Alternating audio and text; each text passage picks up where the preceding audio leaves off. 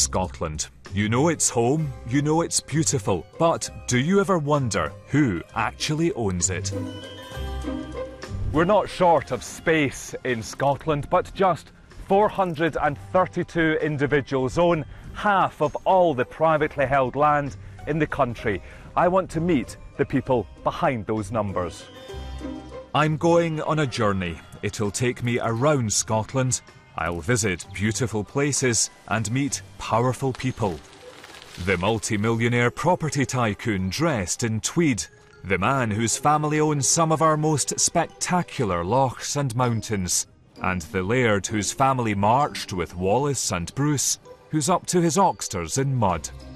This is a story which matters to all of us. It's a story about who owns Scotland in the past and who should own it in the future. If we don't see a fair distribution of land, then we're Parliament. We will have failed the people of Scotland. It may not be fair, but I mean, is it fair that your wife is prettier than mine? If someone doesn't have the bank balance to be able to buy it, maybe that is unfair, but that's the way life is.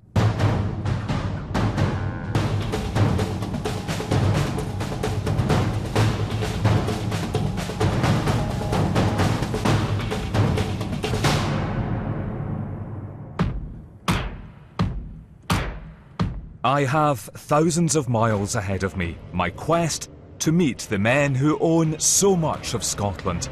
The question is, do they want to meet me? I'll let you into a secret, they aren't all keen. But here in Wester Ross, I've struck lucky. In these parts there's one chap who knows more about this stuff than anyone else, and he's agreed to get on his bike and help.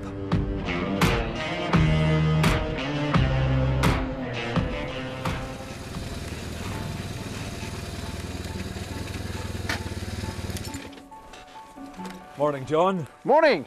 How Good are morning. you today? And a nice morning it is too. I wasn't expecting a traditional highland laird to arrive dressed quite like this. I was expecting tweeds. Bad luck. John Mackenzie owns 53,000 acres. His family was given this land by James IV in the 15th century in recognition of loyal service. Being close to the source of power pays, but these days it's renewable energy rather than royal patronage which helps balance the books. John's new hydro scheme here has an added bonus: heartbreakingly beautiful views over the sea to sky. John, there's one thing sitting here which I just can't get my head around, and that is this. What does it feel like to know that you own all of that?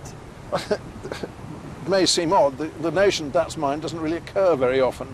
It's always been in my family. Yeah, I'm very proud of it and delighted that it's still in one piece, that it's passing on. I mean, I'm pretty much redundant now anyway. My son is in charge and he's taking over, so we continue another generation.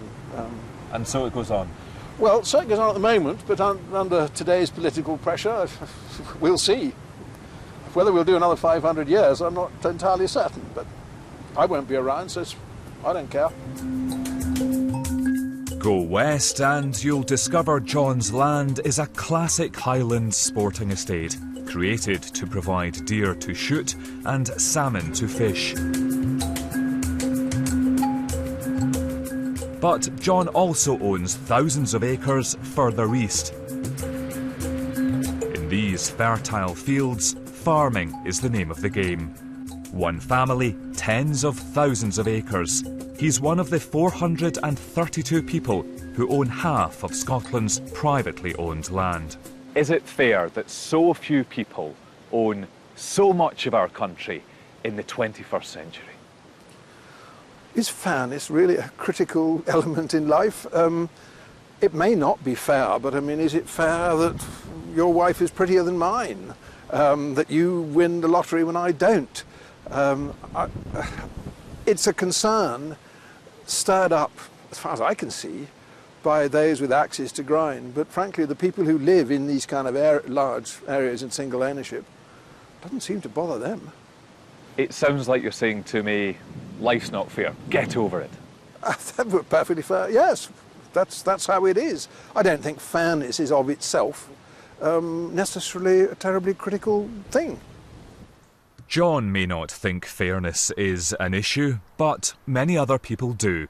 And some of them are determined to do something about it. If we were starting from scratch, I doubt anyone would design a system where you ended up with only 432 people owning half the private land. I mean, there's some, obviously, degree of doubt about the actual figures, but let's take it as a given that is the accurate figure. You know, I wouldn't design a system where you ended up with such a concentration in wealth and ownership in such a small group. Fundamentally, is the system we have here in Scotland fair or unfair? I think there are still unfairnesses in the system. I think that's a fair comment to make. And that's why we are on a journey in this particular parliamentary session to try and deliver radical reform. Our current system of land ownership has deep historical roots. Land has always been intertwined with privilege and power. And the thing that makes Scotland distinctive is the dominance of sporting estates.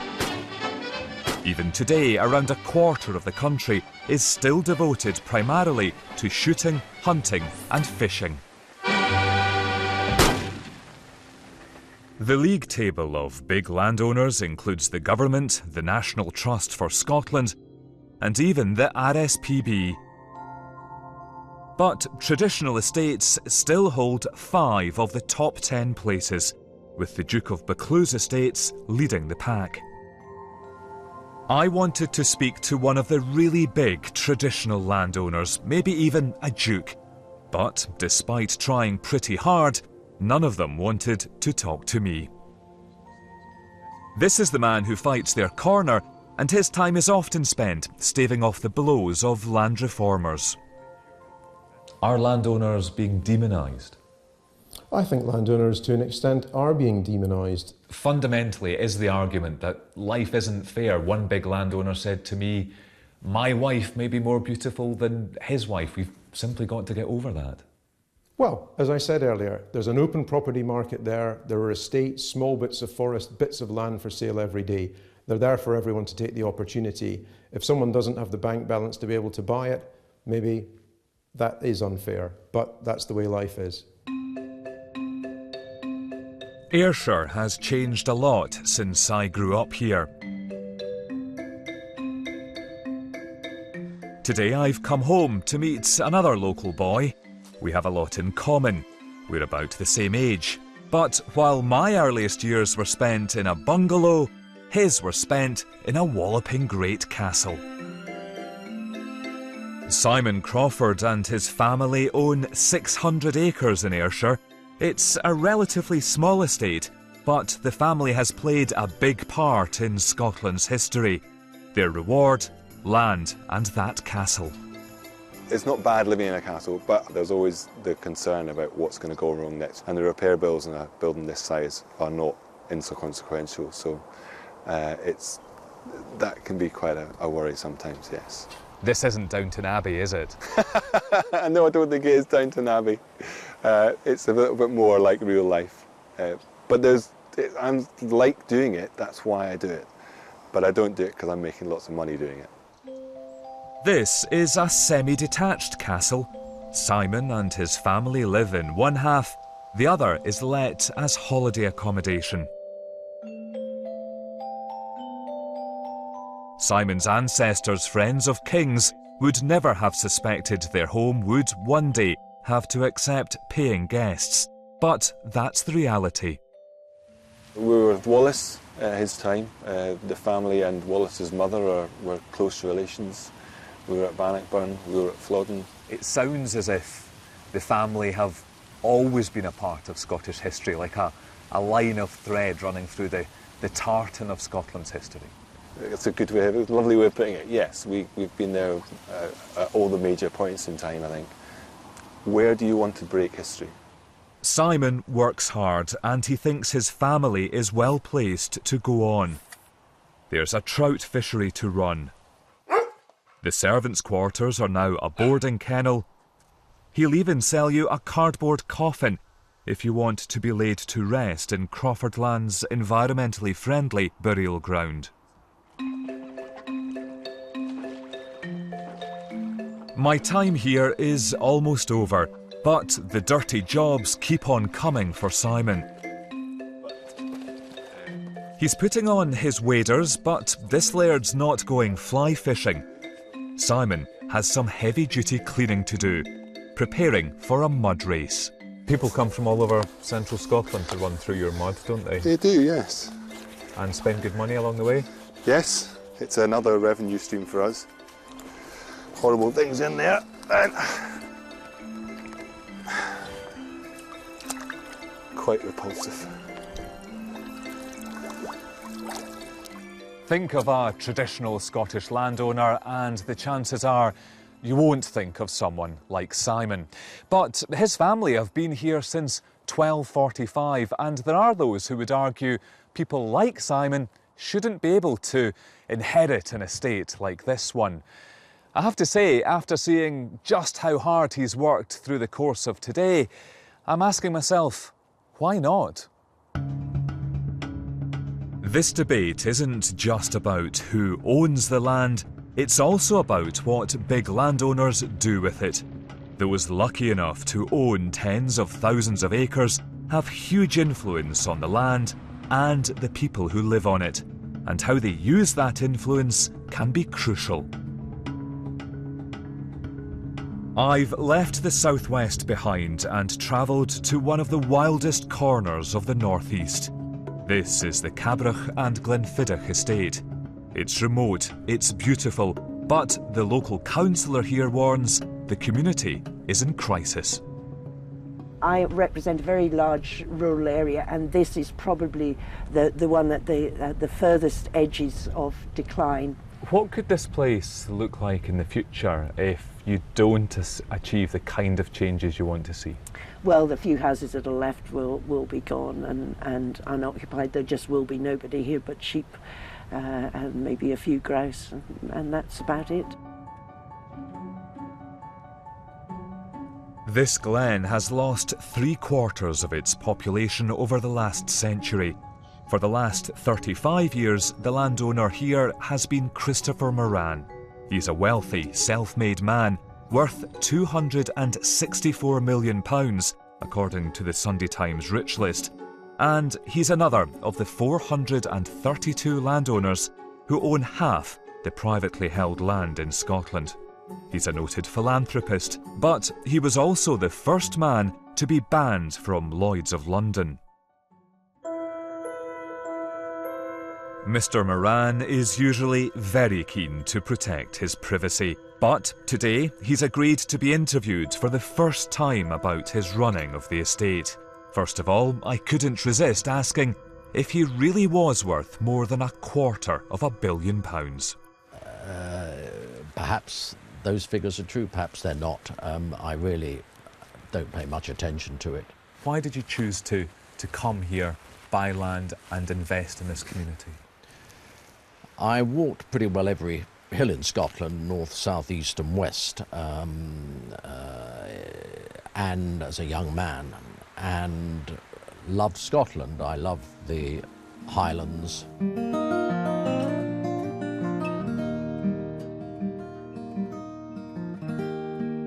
Things here at the Cabrach have been in decline since the start of the 20th century. What was a thriving community has seen its population ebb away. I want to know, has Christopher Moran done enough for the people who live on his land? There is so much that a landowner can do just by being here, and the sort of efforts that he puts into the surrounding estate and the community, the jobs, the housing that can be provided here. I'm afraid we're just not getting any of that support. And we could rebuild this community. There are lots of rural areas that have, with the right landowner and their support, have been able to bring themselves back to life. And I'm afraid this is just not happening here. But is it fair or realistic to expect a single landowner to resolve a century's worth of decline? One of Christopher Moran's tenant farmers told me the answer is no. My experience is I've never had any problems with them at all. It's inevitable. What's happened is going to happen. Was going to happen anyway. Does the laird always get the blame? Basically, yes, I would say yes. Yes. The estate is littered with abandoned houses. What it needs are homes and people. Mr. Moran's answer is a wind farm. The neighbours have already built one. He's spent years battling opposition to his plans. Now they've got the green light. The scheme should make him even richer. But it'll also provide enough cash to refurbish local houses and build new affordable homes. The reality for the community here is it's Mr. Moran's vision or nothing. Is it right that someone with your financial backing can come to a community like this, buy the land and exert so much influence over the community? Well, you see, I would put it back to you the other way round. That if you don't have landowners such as myself who are thinking about the regeneration, the sustainable regeneration of these types of estate. Remember, this is 1,100 feet over sea level. The type of conditions that we have to experience in the winter are extreme. So the sort of investment that's necessary to bring about sustainable regeneration is substantial. If you end up splitting up estates like this, where is that type of investment going to come from? Where are the running losses of estates like this going to come from over many, many, many decades? It's time to head south again, but something's troubling me. The message I'm getting from landowners large and small is that owning land doesn't make you rich. In fact, operating an estate has sounded like a kind of public service provided by benefactors with deep pockets. But is that the whole story? We asked the leading rural estate agents, Knight Frank, to pull together some numbers for us, and they show investing in land is a very lucrative proposition indeed. Money invested in land performed 4 times better than the stock market over the last 10 years. That's almost as good as gold. And agricultural land, unlike most property, isn't itself taxed. Profits from any activity on the land are, and taxes are paid when land is sold or transferred. But exemptions mean taxes on sale or transfer often don't apply, which leads to some very odd quirks. Anders Holch Poulsen, a Danish multimillionaire, is now Scotland's second largest private landowner. He owns 160,000 acres. Danish nationals pay tax on all the land they own, regardless of where it is. That means Anders Holch Poulsen is paying a tax on his land and property in Scotland to the Danish government. Put another way, tax revenue raised here is paying for schools and hospitals in Denmark. What it does is it exposes the fact that we've never really properly thought about how we govern land, how land is owned, who owns it, how we should tax it. We've never thought about that in a coherent way. You know, land in Britain has predominantly been an issue about class politics, actually, and about the haves and the have-nots. You know, Britain is a country that's never really had a revolutionary moment, so we haven't done what the French did, and well, it makes me feel we're not living in a modern country. No one's expecting a revolution, but landowners are under growing pressure from MPs. They've launched an investigation into whether landowners pay enough tax and deserve the agricultural subsidies they receive. The man leading that investigation isn't known for pulling his punches. We want to clarify whether or not the amount of money that big landowners, rich landowners get is justified, whether or not they make a fair contribution by paying the complete amount of tax that they should, and see whether or not the balance is right. I think there's an extent to which the big landowners see themselves as being in Scotland but not really of Scotland. I mean, that they're above it all, that they don't really like the oiks or the rough coming along and asking questions. I mean, they're willing enough to take public money, but they're not really keen on having the public question the privileges and rights that they have. Landowners and farmers are no different to anyone else. They pay tax where tax is due in this country, but of course they have tax planning, much like you and I would do. And that's normal, and it's a good business practice. You're under intense scrutiny at the moment. The Parliamentary Select Committee are looking at this. You're going to lose this argument, aren't you? No, we're not. No, and you know, I'm all in favour of scrutiny because we've got a good and very positive story to tell, so bring it on. It was perhaps a little surprising to hear Doug being quite so relaxed about the possibility of wide-ranging changes to the tax system, because if I was a big landowner, I'd know I have potentially a lot to lose. North, south, east, now west. There's one place I have to visit if I'm going to understand why this debate really matters. To hear how changes in land ownership can change the way people live their lives. That place is the Isle of Eigg. It's almost 20 years now since the islanders made history and the headlines. In 1997, the island was owned by a German conceptual artist called Maruma. The islanders launched an appeal and bought him out. Today is a giant leap for Eigg and its people, and hopefully another small step towards the future of land ownership in Scotland. Thank you. It was a huge step for a tiny community, and as it proved, for the whole country. That in part led the Scottish Government to legislate, giving communities across Scotland the right to buy and creating a fund to help them. Sarah Bowden left the island when she was just a child, and now she's back. I came back 4 years ago, and prior to that I was a music journalist on the Observer newspaper in London. And now I farm this side of the island with my parents. We took over the tenancy of my uncle's farm. Her partner Johnny has come with her. Bizarre as it may seem, he's busy running his own record label, From a Caravan on Eigg. Johnny and Sarah are just two of the young people who the buyout has brought to Eigg. I came up here and fell in love with the lady and and with the place, the island itself. It's going to be a Wendy house with a roof like that. Next spring they'll build a house here. It's the community buyout which has made that possible. The trust which owns the island is providing the land they'll need. That would never have happened under a laird, definitely. So what does the future hold? Will you be starting a family here? Well, actually, I'm already 6 months gone. Hopefully, yeah.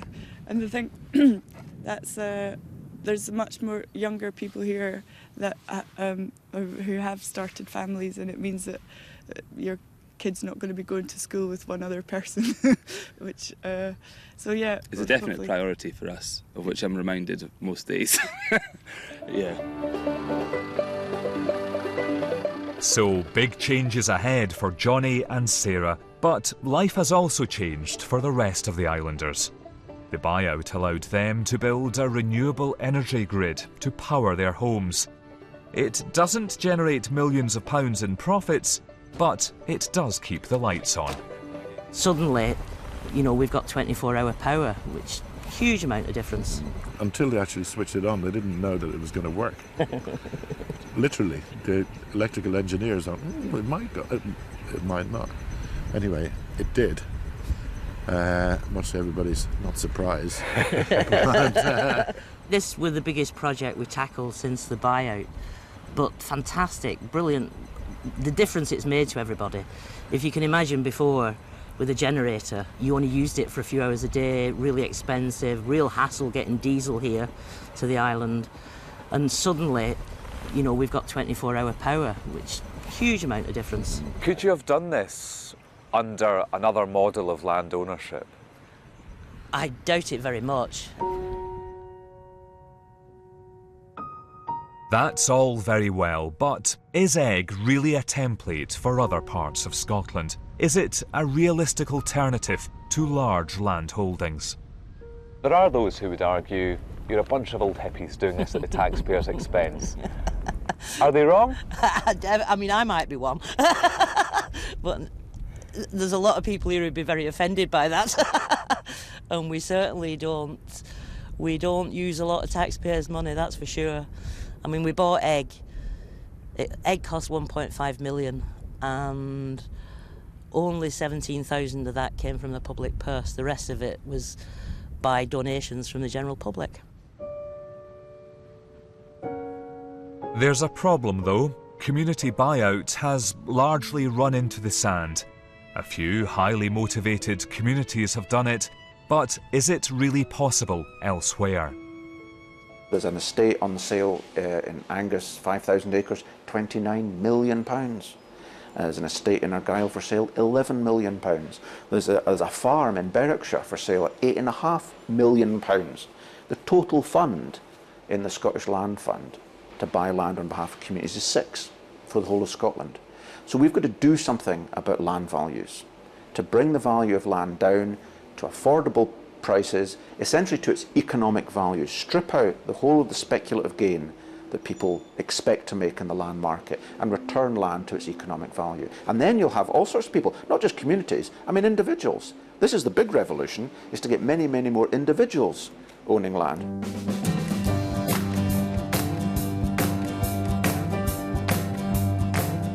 I set out to meet the men who own Scotland. That's what I've done, and they've told me they're doing a good job.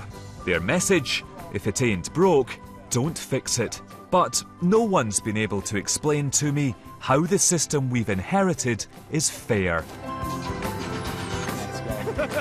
In just a few months' time, ministers will receive a report from a team of experts who are studying land reform. We're told to expect radical proposals which could change Scotland forever.